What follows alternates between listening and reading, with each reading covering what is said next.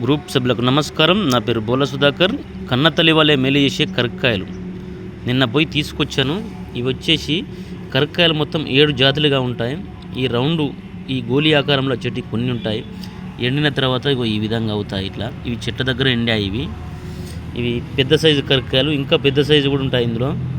దీనికి ఇట్లా పక్కకు పెడితే ఇది చిన్నగా ఉంటుంది, పెద్దగా ఉంటుంది. ఇవి పెద్ద ఎండినాక ఇగో ఈ విధంగా అవుతాయి. ఇట్లా ఇవేమో పచ్చి పెద్ద సైజు. ఇవి 4 పట్టుకుంటే ఎన్ని అవుతాయి. ఇవి ఇన్ని పట్టుకున్నా కొన్ని కనపడతాయి. అయితే ఇవి కరక్కాయలు మనము మంచిగా ఎండించి వీటిని మెత్తగా పౌడర్ చేసి బెల్లంలో కలుపుకొని నూరుకొని రోజు ఒక కుంకుడు గింజంత పరిమాణము ఉదయాన్నే వేసుకున్నట్లయితే బాడీ పెయిన్స్, మజిల్స్ పెయిన్స్ మొత్తం తగ్గిపోతాయి.